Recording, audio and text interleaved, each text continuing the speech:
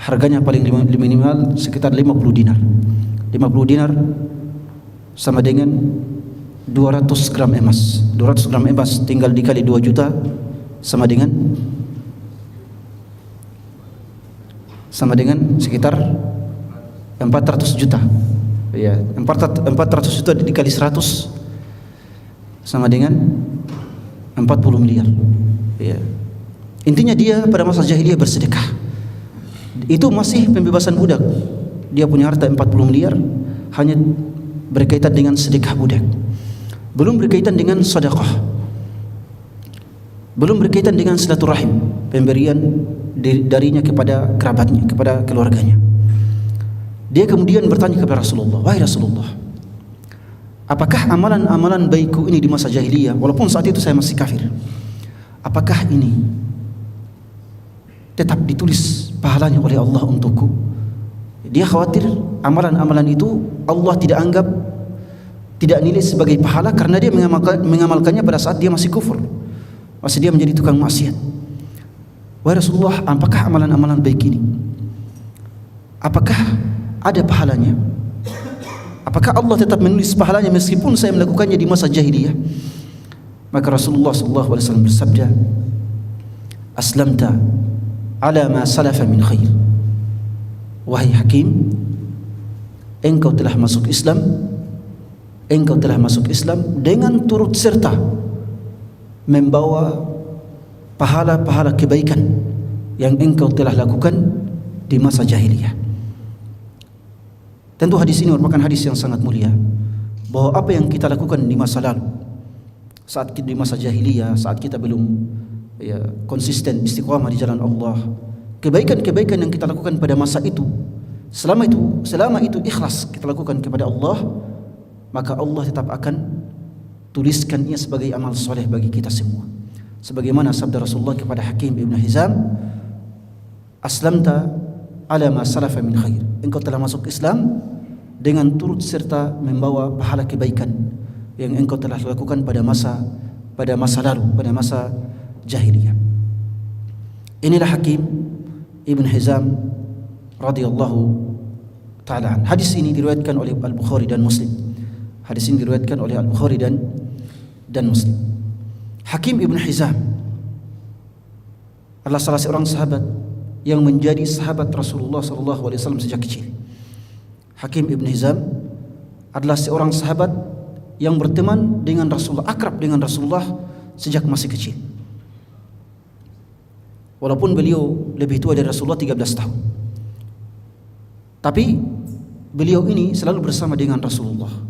Ketika berdagang di Syam, berdagang kemana-mana, beliau senantiasa bersama dengan Rasulullah SAW. Bahkan ketika Rasulullah SAW menikahi bibinya itu Khadijah, karena Hakim ini merupakan putra dari kakaknya Khadijah radhiyallahu anha. Hakim ibn Hizam ibn Khuwailid al-Asadi, sedangkan Khadijah namanya Khadijah bintu Khuwailid. Jadi Khuwailid itu adalah kakeknya Hakim, sekaligus keponakannya Khadijah radhiyallahu anha. Maka ketika Rasulullah menikahi Khadijah radhiyallahu anha, maka dia kemudian bertambah dekat dengan Hakim ini, bertambah dekat, akrab dengan Rasulullah sallallahu alaihi wasallam. Dan memang keluarga Khadijah itu keluarga tajir. Keluarga Khadijah dari Bani Asad, keturunan Khuwailid, itu semuanya merupakan tajir. Karena mereka adalah orang-orang kaya, maka suku Quraisy kemudian menyerahkan pelayanan Masjidil Haram yang bernama Ar-Rifadah kepada keluarga Khuwailid. Ar-Rifadah itu artinya pemberian santunan kepada orang-orang miskin yang berhaji. Pemberian santunan kepada orang-orang miskin yang berhaji. Ketika orang yang datang berhaji kadang kekurangan harta, yang membantu mereka adalah keluarga Khuwailid. Di antaranya adalah Khadijah, kemudian Hakim ibn Hizam, dan kemudian ayahnya Hizam.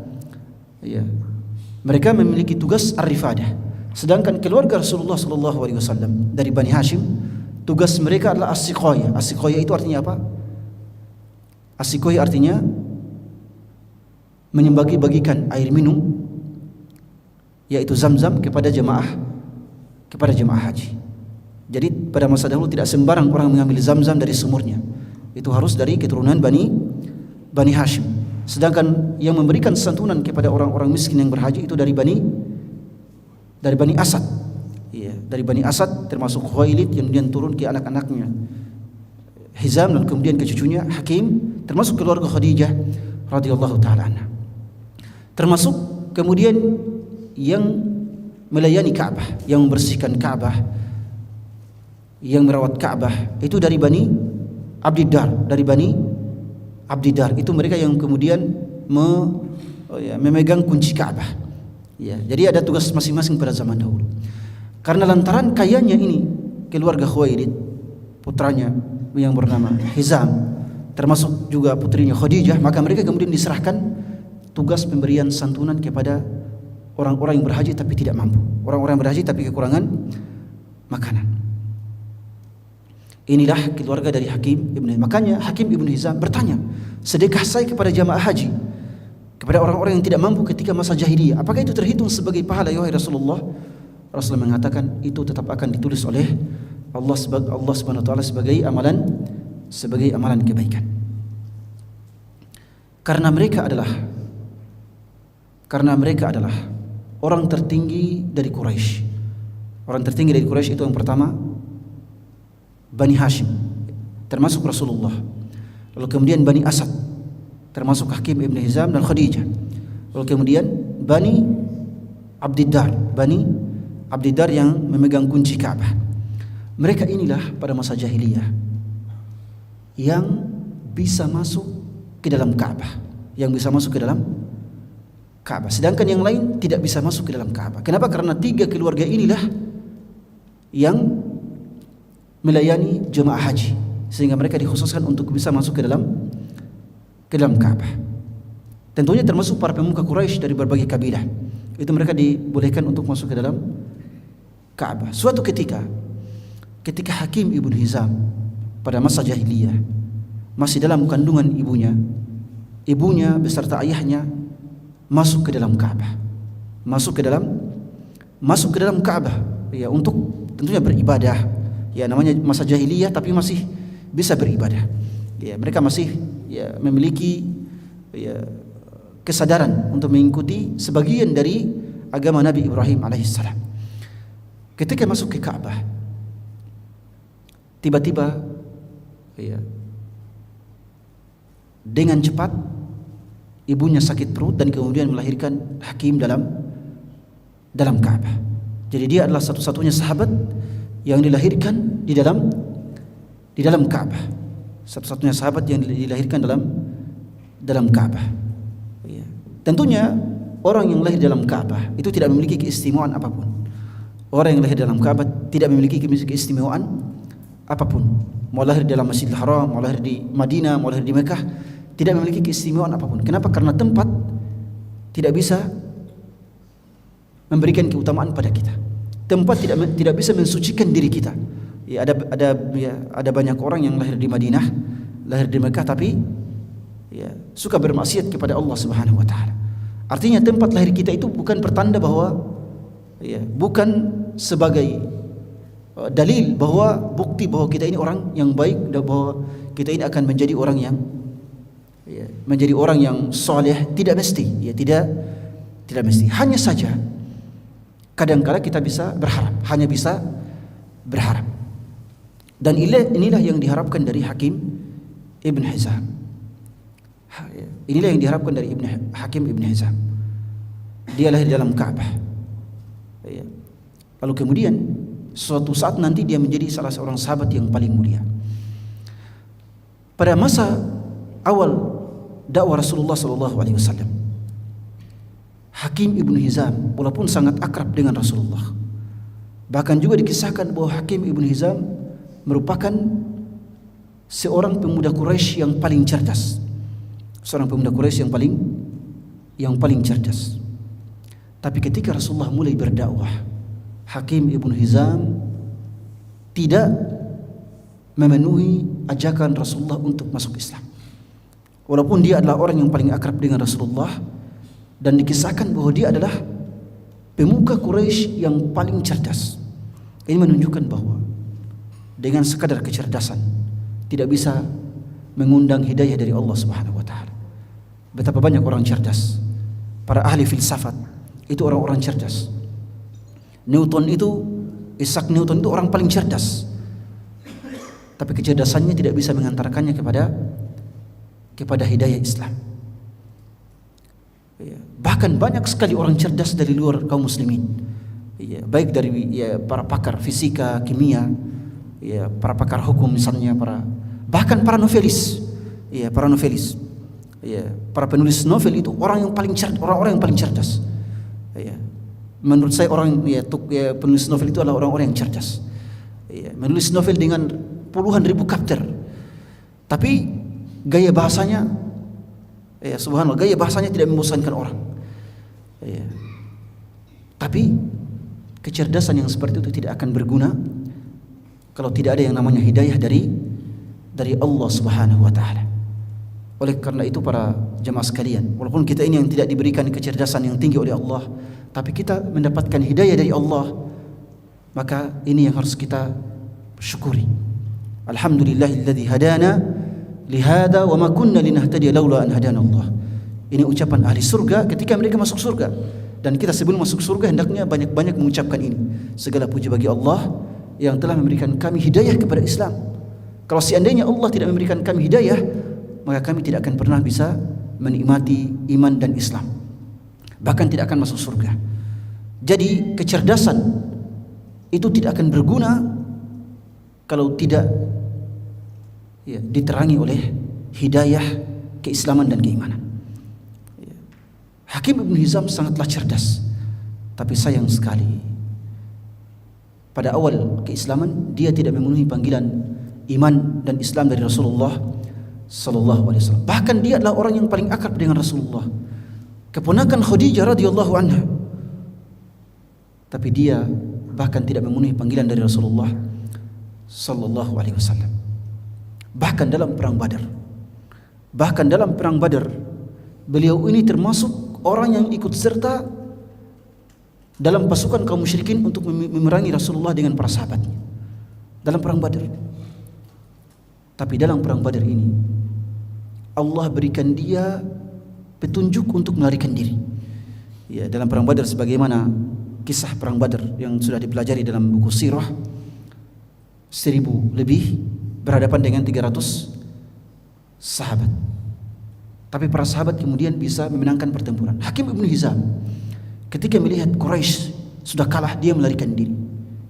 Kalau seandainya dia tidak melarikan diri, maka dia adalah salah satu pemuka Quraisy yang diincar oleh para sahabat untuk dibunuh. Pada perang itu kan Abu Jahal kemudian terbunuh. Pemuka Quraisy banyak yang terbunuh pada perang Badar. Termasuk yang diincar untuk dibunuh oleh para sahabat adalah Hakim Ibn Hizam. Hanya saja pada saat itu dia punya petunjuk atau ilham melarikan diri. Kalau seandainya dia terbunuh pada saat itu, maka dia akan masuk ke dalam neraka dan tidak akan pernah masuk Islam.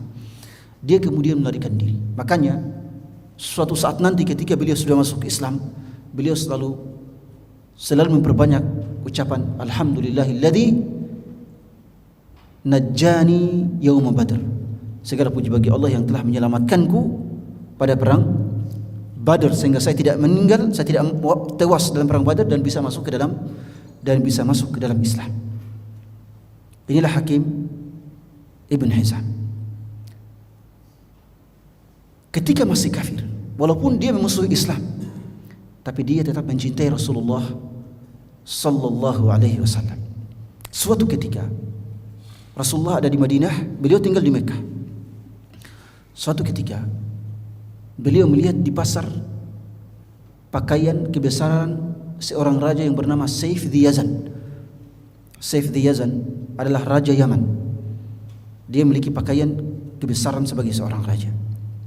Dia dalam keadaan kafir melihat pakaian itu, dia kemudian terbesit dalam hatinya, saya mau beli pakaian ini untuk kuhadiahkan kepada Rasulullah sallallahu, kepada Muhammad, karena beliau belum masuk Islam.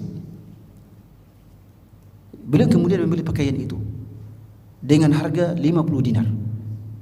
Sekali lagi 50 dinar, 1 dinar sama dengan 4 gram emas. 1 dinar sama dengan 4 gram emas. Pada 1 dinar berapa juta? Minimal 8 juta, minimal 8 juta. 8 kali 50 dinar sama dengan 400 juta. Itu harga pakaian kebesaran dari Raja Saif Diyazan. Dia kemudian beli dan dia hadiahkan pakaian itu kepada Rasulullah SAW. Rasulullah cuma memakainya satu kali. Satu kali. Dan Hakim bangga karena pakaian itu dipakai oleh Rasulullah. Tapi waktu itu beliau masih dalam keadaan belum masuk Islam, masih sedikit lagi akan masuk Islam. Beliau datang ke Madinah dan menghadiahkan itu kepada Rasulullah lantaran akrabnya dirinya dengan Rasulullah SAW. Tapi Rasulullah cuma memakainya satu kali. Lalu kemudian Rasulullah menghadiahkan pakaian itu kepada Usamah ibn Zaid. Usamah ibn Zaid adalah anak yang terdidik di pangkuan Rasulullah SAW. Problemnya Usamah bin Zaid ini kulitnya hitam mengikuti ibunya. Adapun ayahnya Zaid ibn Harithah maka kulitnya putih. Ya, makanya Zaid ketika melihat anaknya Usamah hitam, maka dia agak ragu ini anak saya atau bukan. Ya.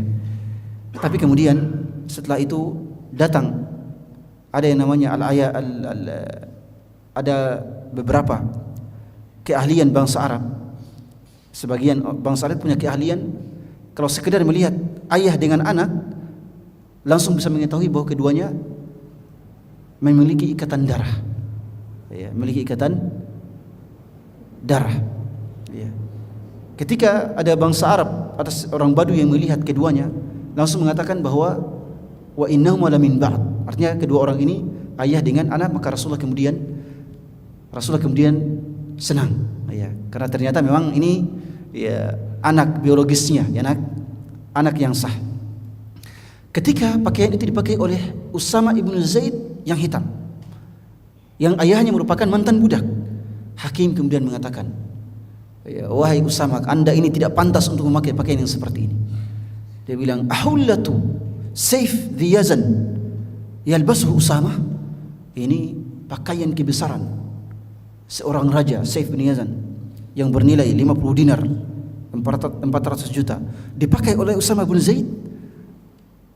Kemudian Usamah mengatakan, Usamah waktu itu masih muda, dia mengatakan kepada Hakim, fa wallahi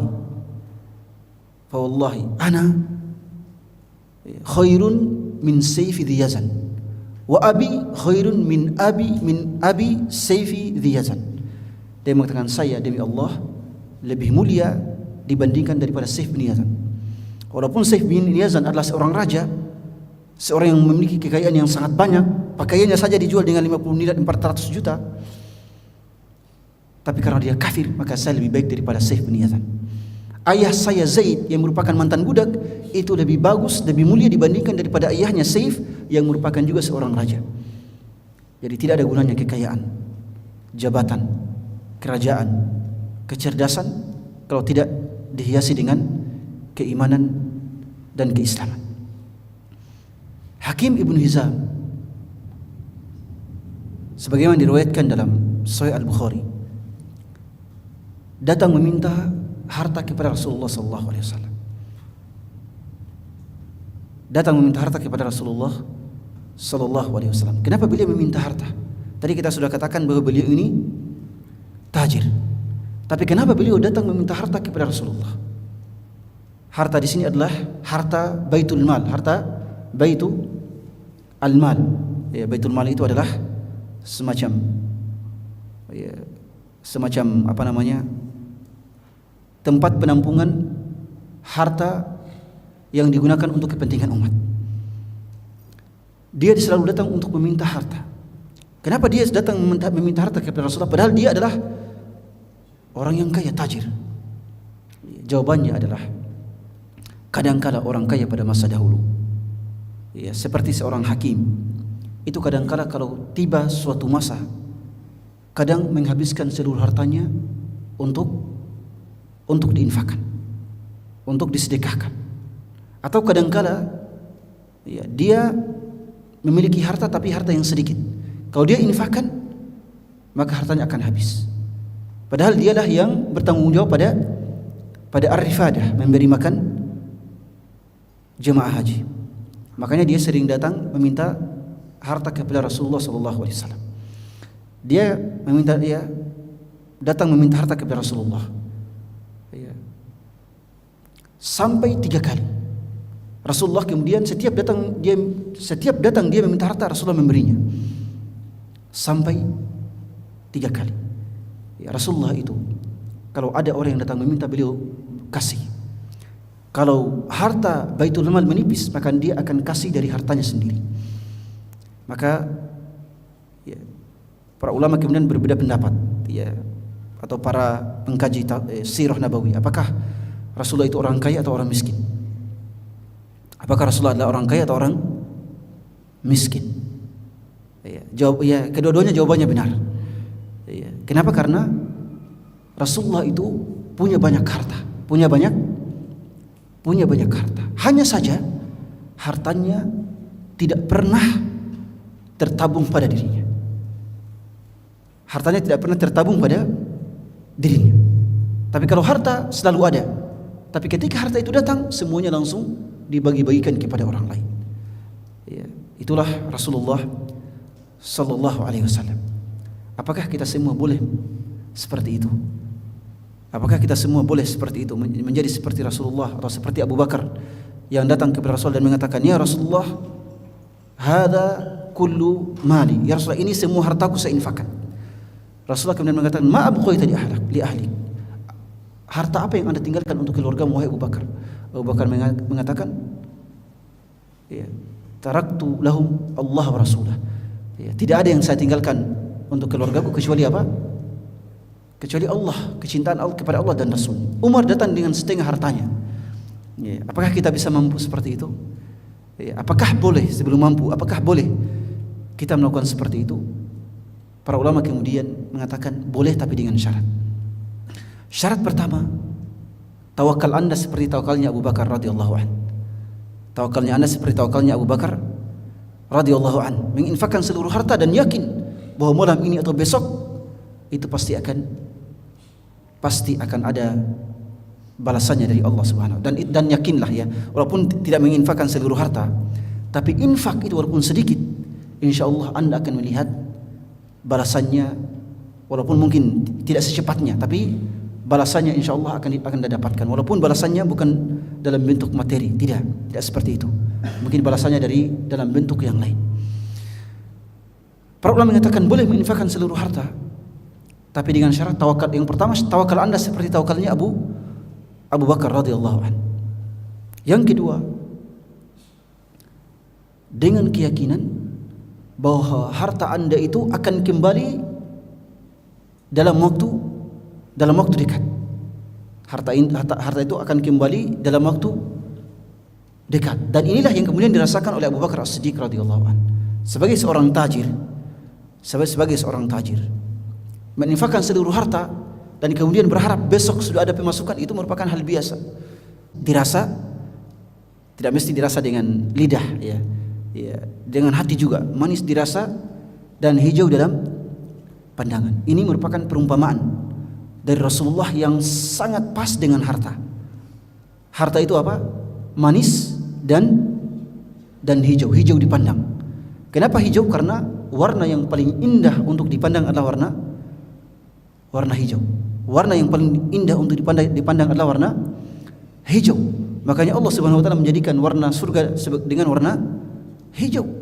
Pakaian kebesaran ahli surga warna hijau. Permata surga, tanah surga yang terbuat dari tanah surga yang dari za'faran, dari safron, itu juga kebanyakannya atau sebagainya berwarna hijau. Permata surga itu kebanyakannya berwarna hijau. Memang warna yang indah. Harta itu manis dirasa dan hijau dalam pandangan, indah. Kemudian untuk Anda mengambil harta ini dengan datang meminta-minta, dengan datang meminta-minta, memelas, maka Anda tidak akan diberikan keberkahan pada harta itu. Ya, jadi harta itu ya, tentunya bukan pada persoalan gaji, bukan pada persoalan gaji. Persoalan gaji itu hak kita, ya. Ini pada harta apa? Pada harta yang berupa pemberian. Pada harta yang berupa pemberian orang kepada kita. Ya.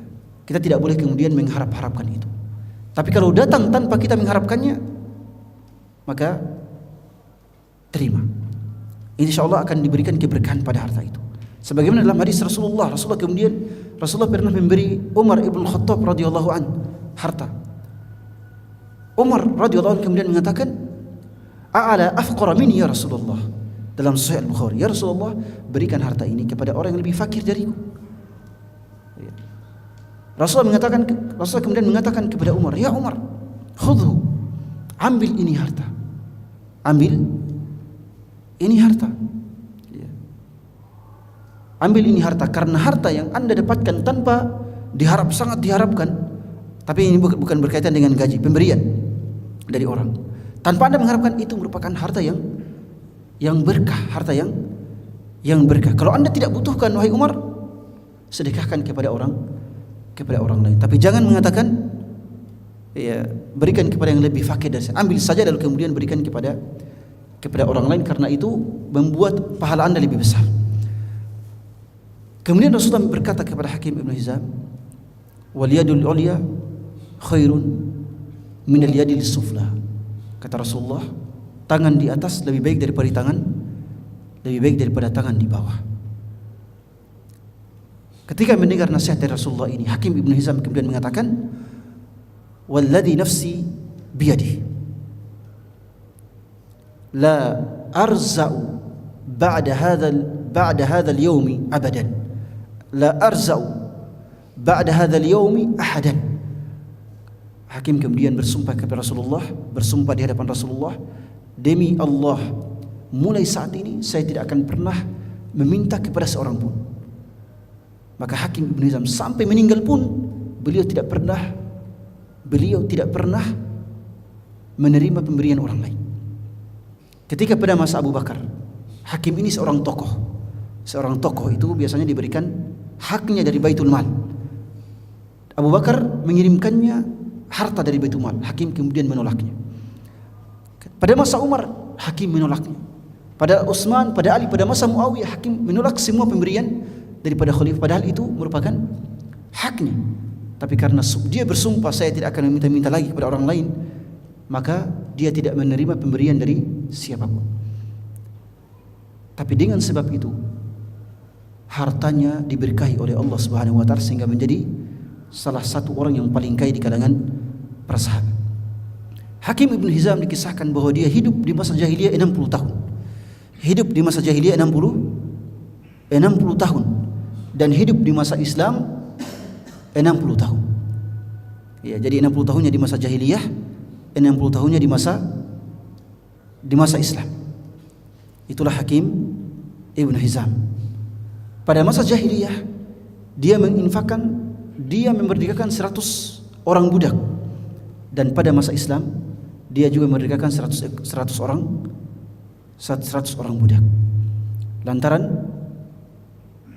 Lantaran dermawannya ini Hakim Ibn Hizam. Hakim Ibn Hizam radhiyallahu ta'ala an, tadi kita sudah sebutkan bahwa beliau adalah keponakan dari Khadijah radhiyallahu anha, keponakan dari Khadijah radhiyallahu ta'ala anha. Sekaligus dia adalah sepupu satu kali dari Az-Zubair ibn al-Awwam, sekaligus sebagai paman dari Az-Zubair ibn al-Awwam, paman dari Az-Zubair ibn al-Awwam. Ya, jadi punya hubungan kekerabatan dengan Khadijah, ya, dan kemudian punya hubungan kekerabatan dengan Az-Zubair ibn al-Awwam. Hakim Ibn Hizam radhiyallahu taala anhu, ketika Rasulullah wafat, beliau selalu banyak beribadah dan selalu banyak menginfakkan hartanya di jalan Allah Subhanahu wa taala. Ya. Makanya ya, dia dianggap oleh para ulama, para sejarawan Islam bahwa dia adalah salah seorang tokoh Islam atau salah seorang tokoh besar Islam yang menjadi tokoh di masa jahiliyah, lalu kemudian juga menjadi tokoh di masa Islam. Dan dia dianggap sebagai orang yang paling mulia karena Rasulullah bersabda dalam Sahih Al-Bukhari bahwa khairukum fil Islam khairukum fil jahiliyah. Kalau kalian pada masa jahiliyah adalah orang yang paling baik, paling mulia, lalu masuk Islam, maka kalian adalah orang yang paling mulia. Dan Hakim Ibn Hizam termasuk orang-orang yang paling mulia. Dan semua kebaikannya, sedekahnya yang dia lakukan pada masa jahiliyah itu tetap menjadi pahala baginya, walaupun dia melakukannya saat masih dalam keadaan kafir. Dan ini menjadi pelajaran bagi kita semua bahwa seluruh amalan dosa, amalan pahala dan kebaikan yang kita lakukan pada saat masih belum istiqamah, itu semua tetap akan ditulis oleh Allah sebagai amalan kebaikan, sebagai amalan kebaikan. Ya. Dan Allah tidak akan menzalimi kita dengan menghilangkan pahala amalan itu. Allah tidak akan zalim. Allah tetap akan mencatatnya sebagai sebuah pahala. Kemudian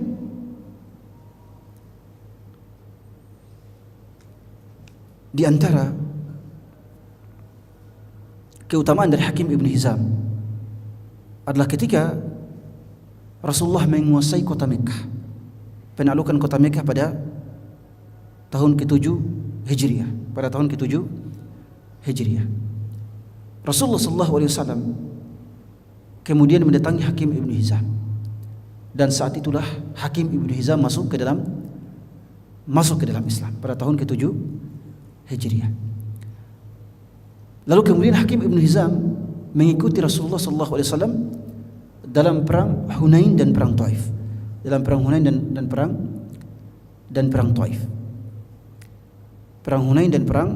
Taif. Pada perang Hunain atau perang Hawazin, Rasulullah SAW mendapatkan harta rampasan perang yang sangat banyak. Dan kemudian memberi kepada Hakim Ibn Hizam 100 ekor onta kepada Hakim Ibn Hizam. Tujuannya apa? Tujuannya sebagai motivasi bagi Hakim agar dia bisa berislam dengan baik. Bahkan pemuka Quraisy yang masuk Islam pada perang Hunain, Rasulullah memberikan kepada mereka ratusan ekor onta. Hal ini kemudian memicu kecemburuan dari kaum Ansar. Kemudian mereka saling berbisik-bisik, ini Rasulullah, kaumnya dari kaum Quraisy sudah masuk Islam. Ketika kita mendapatkan harta rampasan perang, dia malah memberikan harta rampasan perang, semua rampasan perang kepada kaum Quraisy, kepada orang yang baru masuk Islam kemarin, termasuk Hakim Ibn Hizam. Sedangkan kita ini kaum Ansar tidak diberikan apa-apa oleh Rasulullah SAW. Ada kecemburuan sosial. Ketika hal ini tiba di telinga Rasulullah SAW, kecemburuan kaum Ansar ini tiba di telinga oleh Rasulullah kemudian memanggil kaum Ansar. Dia kemudian berkumpul dengan kaum Ansar, lalu kemudian berkata kepada mereka, wahai kaum Ansar, saya telah mendengar kalian mengatakan begini dan begini, bahwa Muhammad tidak adil. Kaumnya sudah masuk Islam, kaum Quraisy sudah masuk Islam, lalu dia kemudian memberikan mereka semua harta dan tidak memberikan harta kepada kaum Ansar. Padahal kaum Ansar lah yang menaungi Rasulullah, yang melindungi Rasulullah, yang menempatkan Rasulullah di Madinah, di tempat mereka Madinah. Maka Rasulullah kemudian mengatakan kepada mereka, ya Ansar, ya, aturiduna an yadhhaba an-nas bitilka al-amwal wa tadhhabuna antum bi Rasulillah. Wahai kaum Ansar, ya, maukah kalian semua orang kembali ke negeri mereka, ke rumah mereka dari perang ini dengan harta semua harta, sedangkan kalian kembali ke negeri kalian dengan Rasulullah? Ya. Mendengar itu kemudian kaum Ansar menangis. Kenapa? Karena mereka khawatir ketika kaum Quraisy masuk Islam, Rasulullah akan pindah dari Madinah ke Mekah. Mereka khawatir. Ini Rasulullah sedang membagi-bagikan harta kepada kaum Quraisy. Ini pertanda bahwa Rasulullah akan meninggalkan Madinah dan tinggal di Mekah. Dan itu tidak dimaui oleh kaum Ansar. Itu tidak diingini oleh kaum Ansar. Ketika mendengar bahwa ketika Rasulullah memberikan mereka pilihan, wahai kaum Ansar, maukah kalian semua orang di perang ini kembali ke negeri mereka, ke daerah mereka masing-masing, kembali ke Mekah, kemana saja, dengan membawa harta rampasan perang, sedangkan kalian kembali dengan tidak membawa apa-apa kecuali Rasulullah? Maka kemudian kaum Ansar menangis. Setelah itu Rasulullah kemudian mengatakan, ya, an-nasu syi'arun wal ansaru ditharun. Semua manusia itu laksana pakaian luar bagi saya, bagi saya, sedangkan kaum Ansar itu laksana pakaian dalam bagi saya, kata Rasulullah sallallahu alaihi wasallam. Lantaran kecintaan Rasulullah kepada kaum Ansar, mana yang lebih utama, pakaian yang di dalam atau pakaian yang di luar? Ya, jaket, ya, dithar itu seperti jaket. Ya, dengan pakaian yang kita pakai di bawah jaket, mana yang lebih utama, jaket atau yang di dalam? Ya, tentunya yang paling dekat dengan tubuh kita itu yang paling utama. Ya. Hakim ibn Hizam kemudian meninggal pada masa Muawiyah ibn Abi Sufyan.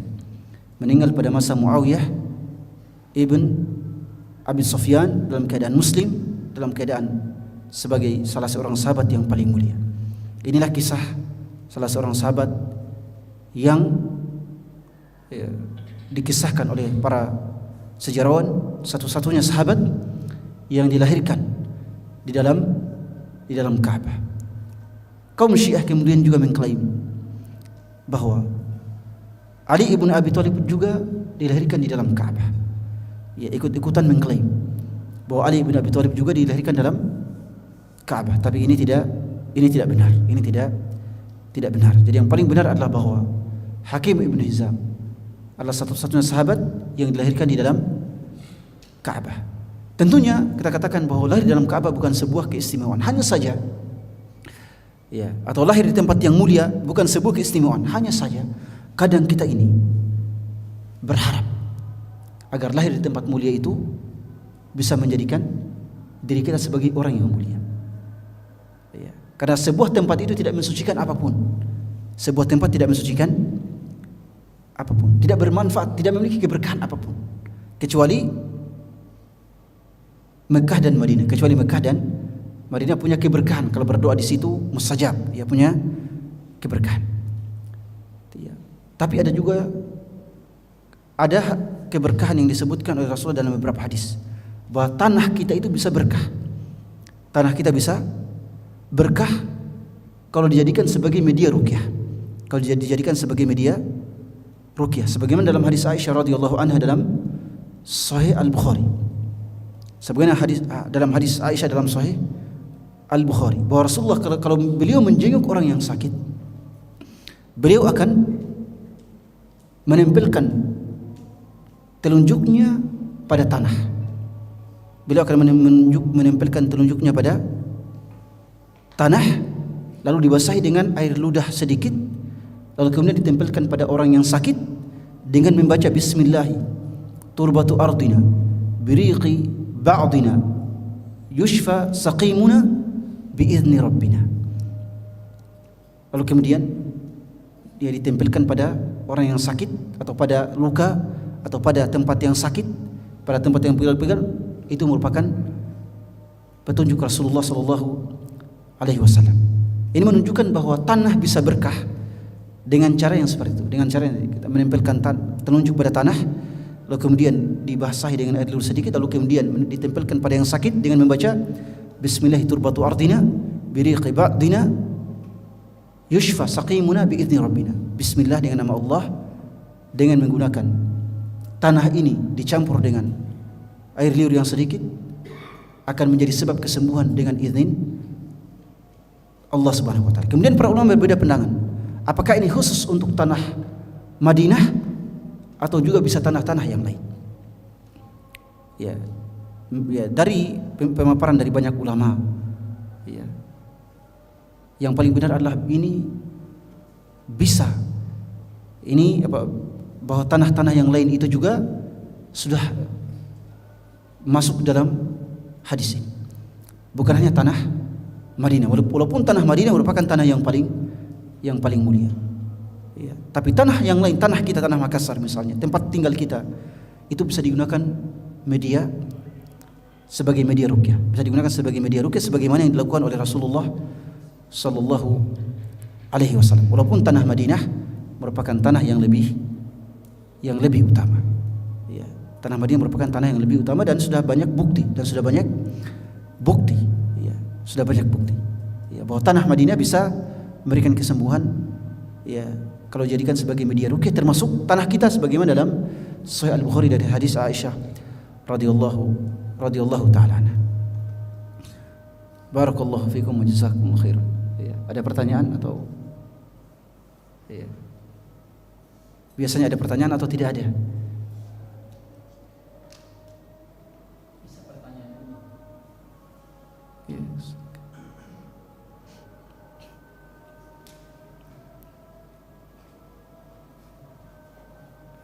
Tidak ada ya? Barakallahu fikum wa jazakumullahu khairan. Ya, silakan.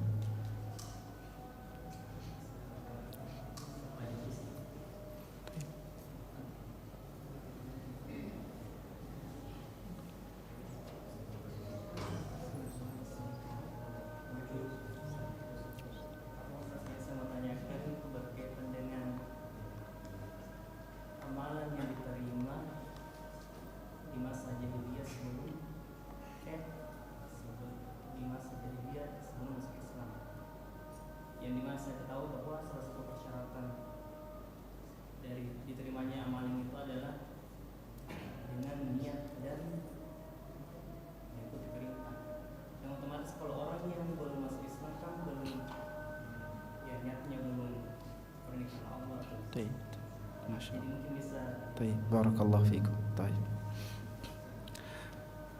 Pertanyaannya bahwa salah satu syarat atau syarat amalan yang pertama adalah keikhlasan. Yang kedua adalah mengikuti Rasulullah sallallahu alaihi wasallam. Tapi ini dua syarat ini terkait dengan ibadah mahdhah, terkait dengan ibadah mahdhah. Ibadah mahdhah artinya apa? Ibadah yang ditetapkan oleh syariat, kaifiat bentuknya ditetapkan oleh syariat, seperti salat. Jelas ya? Seperti salat, kemudian zakat, haji. Jelas ya? Ini harus memenuhi dua syarat. Yang pertama, keikhlasan. Yang kedua, mengikuti petunjuk Rasulullah dalam amalan-amalan yang seperti ini. Adapun amalan ghairu mahdhah, amalan-amalan yang sosial, memberikan santunan kepada orang lain, membantu orang lain, maka amalan ini cukup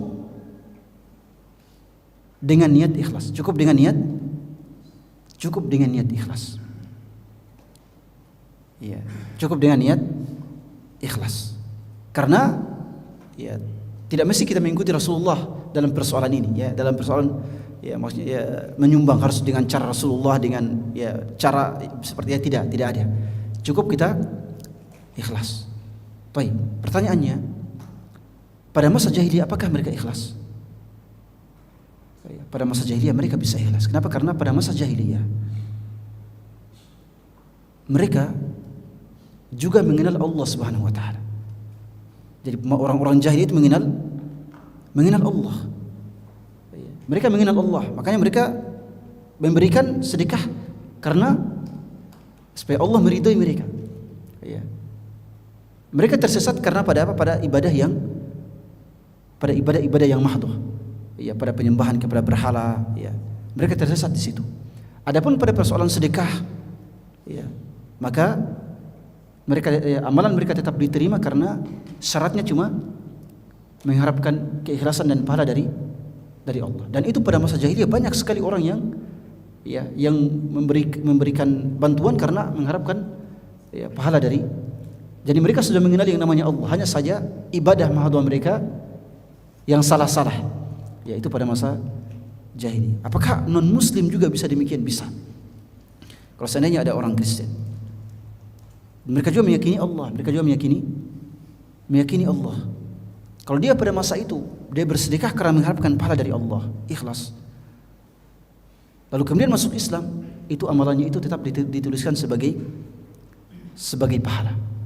Dengan syarat dia mengamalkan itu tujuannya ikhlas karena Allah. Bukan karena untuk mendekatkan diri kepada Yesus, bukan karena Allah. Jelas ya? Ya itu ya. Jadi untuk ibadah ghairu mahdhah, ibadah ghairu mahdhah itu yang tata cara dan kaifiatnya tidak ditentukan oleh syariat. Sedekah, membantu orang lain, berbakti kepada kedua orang tua, ya, menolong orang lain, ya, menyumbang, ya, mendirikan masjid, mendirikan sekolah, mendirikan ma'had. Itu semuanya ibadah ghairu mahdhah. Ibadah sosial itu semuanya ghairu mahdhah. Itu disyaratkan apa?